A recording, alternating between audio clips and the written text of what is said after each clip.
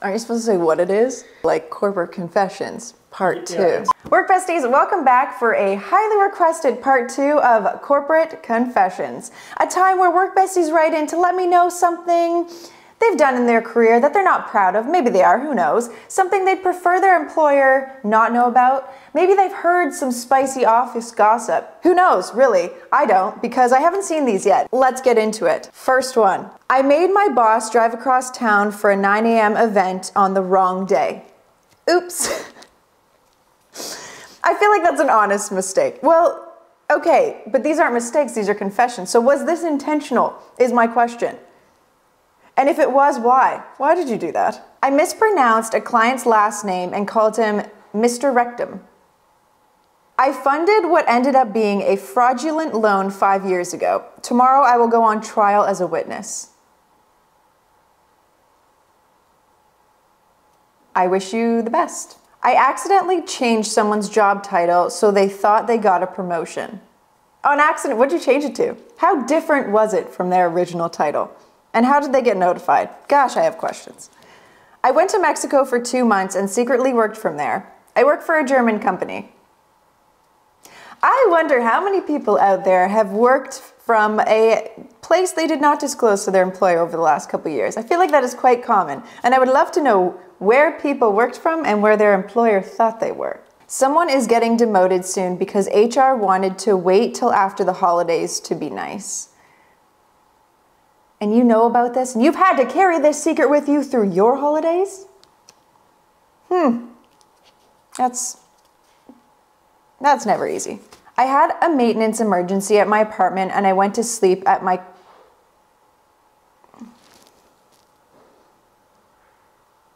I thought it said cozy office. I'm like, your office is cozy? It is a co-op office. No, cozy. Oh, it is cozy. That's a Z. That's a Z. And it, okay. Why is your office cozy? What makes your office cozy? There's like comfortable sleep furniture at your office? I have questions. Do you have a nap room? Maybe that's it. How long did you sleep there for? Every time my boss micromanages me or sends me a crappy message, I do a 15-minute timer and apply for jobs. That seems fair. That seems reasonable.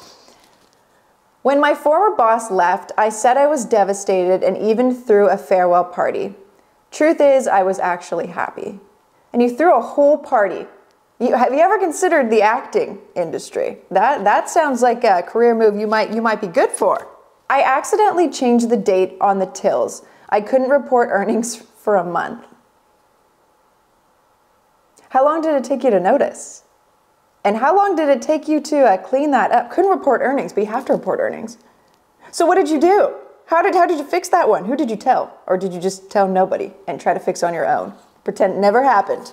My managers haven't realized to this day that their senior-only Slack chat isn't private. That is juicy. Senior only.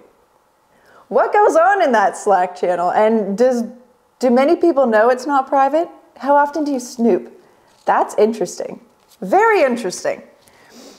I use a mouse jiggler at home because I hate logging in every time I step away for 5 minutes. My question to this one is, are companies really still tracking your status? Like around the clock? Is someone dedicated their whole job to just sitting there and Susie went away. Susie went away. Track that one. Track that one. Oh, Brandon, he's also away. Put it down. Log it. Like, is someone doing that? And if so, why? That seems very micromanagey to me, like very not trusting. I used FedEx to deliver a presentation that was going to UPS's board. That's a good one. That's interesting. I wonder if when it arrived to them, they were like, why didn't you just use us? Well, maybe the rate was cheaper, okay? I pretend my camera doesn't work all the time so people don't Teams call me all the time. Fair. I feel like calling someone at home and expecting their video to be on at any point during the day is a little bit violating of personal space because, like, it's your home, but then on the other hand, you're working, but you could just pick up the phone and call someone. You don't need to see them. But yeah, pretending your camera doesn't work. Fair. I mean, has IT ever come back and been like, we checked your computer and it does work, in fact. An employee used to send lingerie to his dates pretending it was client gifts. How did you find out about that? Also, what? So this employee would just order lingerie, send it to the date's house, I assume, on a company card, and say it's a client. I have so many questions about this one. Okay.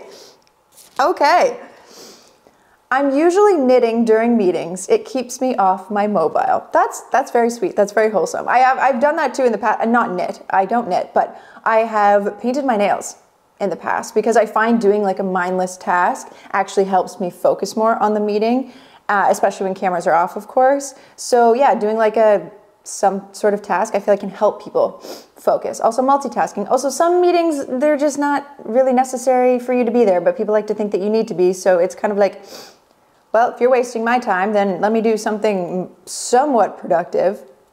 Cool. I loaded a promotion at a hotel way too low and cost the hotel a $40K loss. Oh, I'm like, oh, you promoted someone lower? No, a promotion like for the hotel. Got it now, same page. Luckily, half the reservations canceled. What a steal. If I was a customer, I'd be like, I just won the jackpot here. We love a good sale. If anyone misspells my name, I reply back and misspell their name. We love a petty response. We love it. Yeah. I mean, like, do you do it on the first time they misspell your name? Like if it's a true misspell, or if it's like someone who's done it constantly, then you're just like, and how misspelling of their name do you go? Is it like, if their name is Brandon, you just like remove the N, so it's Brando? Or is it like their name's Brandon and you call them like Butterknife or something, you know? Like, are you just really left fielding completely? I want to see some of those responses.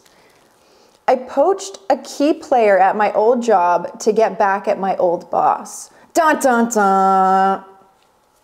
I mean, if you're not like in a non-compete agreement thing, whatever they're called, I see no harm in that.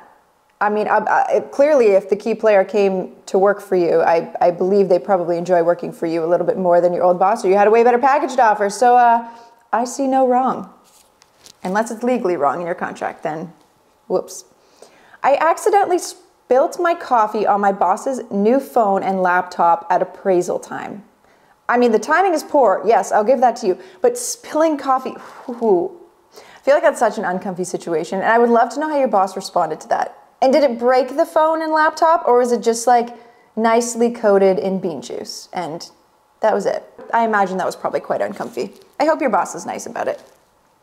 When I started, I accidentally sent 100,000 euro to the wrong supplier and it took years to get the money back. Why did it take years to get the money back? That's what I would like to know. Curious how your company handled that in terms of their response to you. It sounds like you still work there, which is fantastic, and we'd love to see that. But okay, good confession. And that wraps up the confessions that we had today. So as always, thank you for joining us. We are all human. Some of us make mistakes on purpose, and some of us make them on accident, and we're all human, we're all working, we're all just doing our best, you know? Thank you for joining Work Besties, and I'll see you in the next video. Toodaloo. Ba-dum-bum-bum.